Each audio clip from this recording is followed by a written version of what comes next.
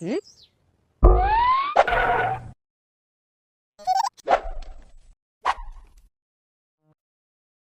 வணக்கம். வசியின் வாசிப்புகளில் கம்பராமாயணம், சுந்தரகாண்டம், கடல் தாவு படலத்தின் தொடர்ச்சி. மாருதி அவ்வாறு சென்ற வேகத்தால் சூரியனும் சந்திரனும் நட்சத்திரங்களும் மேகங்களும் தங்களுக்குரிய இடங்களில் இருந்து நிலைமாறிப் போய் எல்லாம் ஓரிடத்தில் திரண்டன.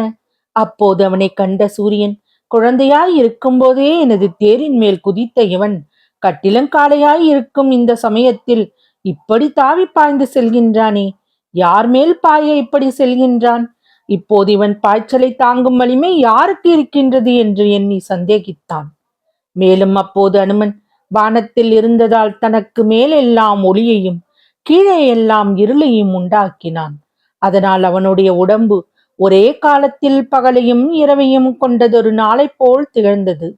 இது இவ்வாறு இருக்க, பேருருவம் கொண்டு மகேந்திர மலையும் கீழே அழுந்தும்படி மேலே எழுந்ததும் மைனாக மலையை மார்பால் தள்ளியதும் ஆகிய இரு செயல்களையும் அனுமன் பல பராக்கிரமத்தை கண்டிருந்தோம் தேவர்கள் இவன் நம் காரியத்தை சாதிப்பானோ என்று சந்தேகம் கொண்டார்கள். அந்த சந்தேகம் எழுகையில் அவர்களின் மனதில் நம்பிக்கை சிறிது குறைந்தது. அனுமனின் வலிமையை பரிசோதிக்க எண்ணினார்கள். உடனே நாகமாதாவான சுரசை என்பவளை நோக்கி, அவர்கள் மூவுலகத்திலும் அரக்கர்களால் மிகுதியாக நேர்ந்த துன்பத்தை ஒழிப்பதற்காக உடன்பட்டு வருகிறான் அனுமன். அவனது உண்மையான வலிமையை பற்றி எங்களுக்கு நீ உணர்த்துவாயாக என்று வேண்டினார்கள். தேவர்களின் வேண்டுகோளுக்கு இணங்கினாள் சுரசை.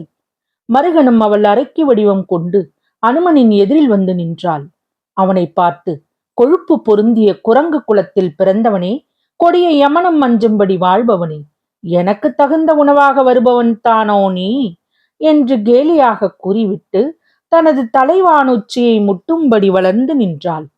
மீண்டும் அனுமனை பார்த்த அவள், வலிமை உடையவனே, அக்னியைப் போன்ற உடம்பை எரிக்கின்ற எனது கொடிய பசியாகிய நோய் தீர்வதற்காக விரைந்து என் அருகில் நீ வந்தாய் போலும்.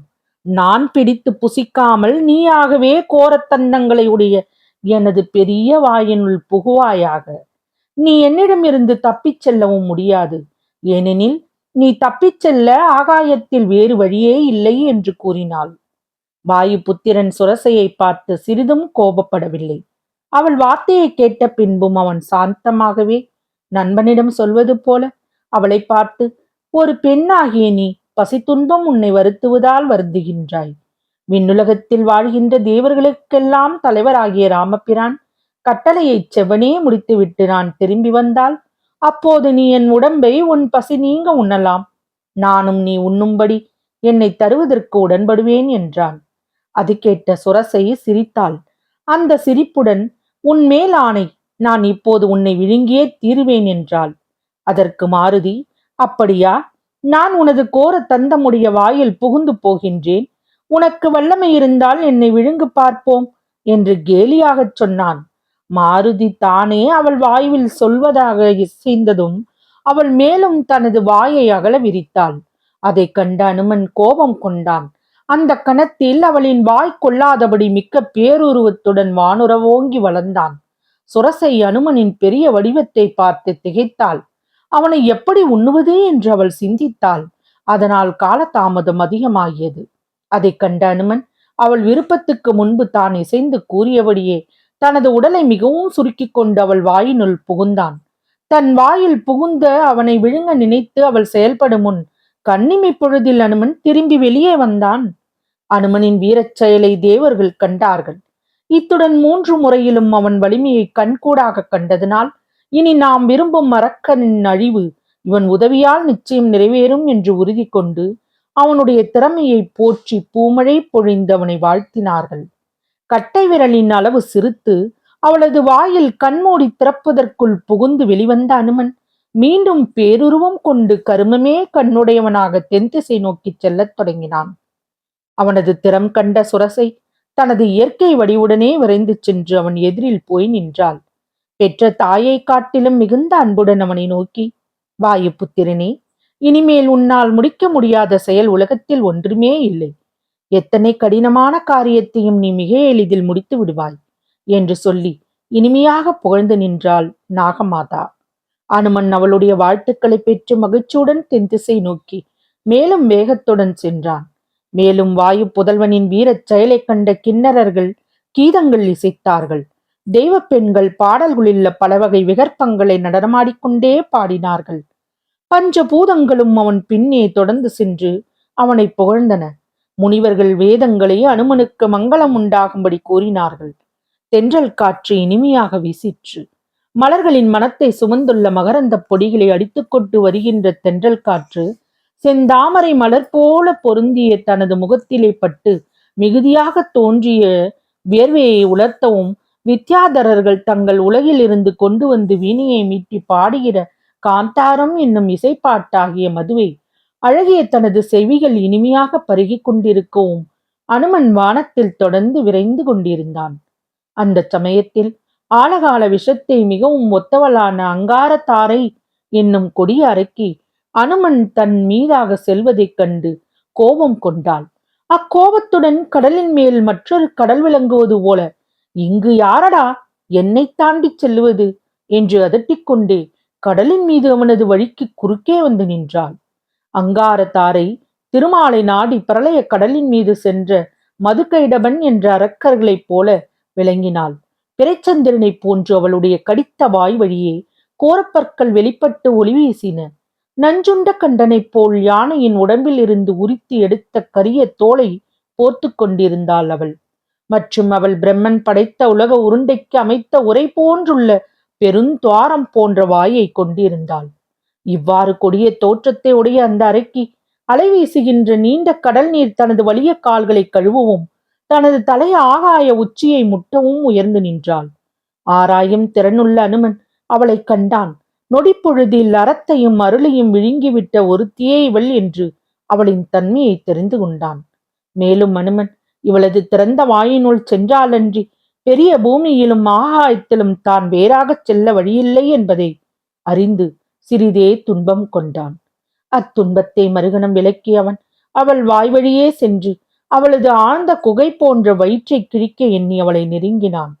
அங்கார தாரையை நோக்கி, ஒருவன் பெற்ற தோற்றத்தை கண்ட மாத்திரத்தில் அதே போன்ற தோற்றத்தை பெரும்படியான வரத்தை உடையவள் போல தோன்றுகின்றவளே, என்னுடைய வேகத்தை கண்டும் எனது பலத்தை அறியாமல் என்னை வெல்லலாம் என்றும் நினைத்து எனது வழியை தடுக்கின்றாயே, இது என்ன பேதமே?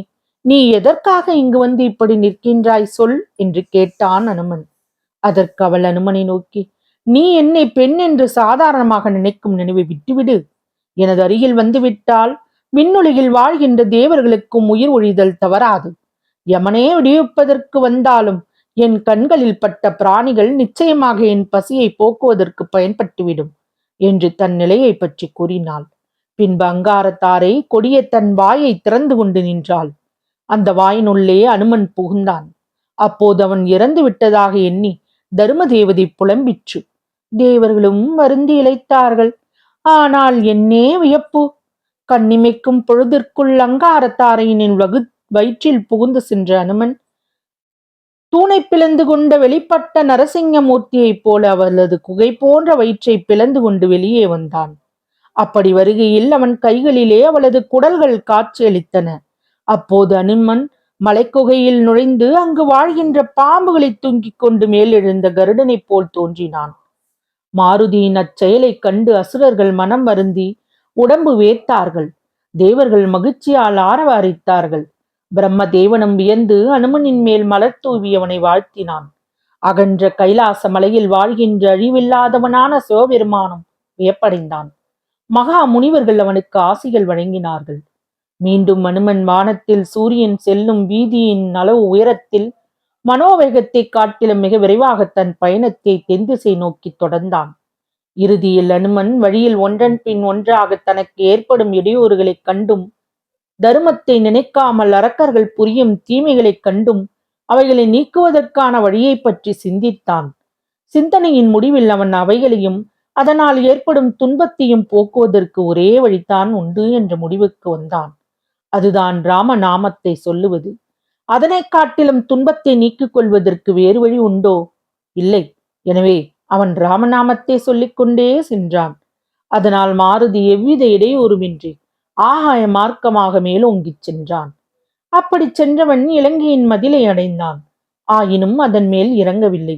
அந்த மதிலின் மீது இறங்கினால் அங்கு எவ்வகை பொறியினால் என்ன தீங்கு நேரிடுமோ என்றும் அது எவ்வாறு காக்கப்பட்டிருக்கின்றதோ என்றும் தான் கொண்ட எண்ணத்தினால் அனுமன் எச்சரிக்கை உணர்வுடன் அங்கு இறங்காது அதற்கருகேயுள்ள பவளமலையில் குதித்தான். அனுமன் மிகுந்த வேகத்துடன் தன்மேல் குதித்ததும் பவளமலை அந்த வேகத்தை தாங்க முடியாமல் தள்ளாடி தன்னிடத்தில் உள்ள பொருட்களை எல்லாம் சிந்திற்று. அந்த காட்சி புயல் காற்றுக்கு தாங்க மாட்டாது மரக்கலமாடி போய் தன்னிடத்தில் இருக்கின்ற பொருட்களை சிந்துவது போன்றிருந்தது.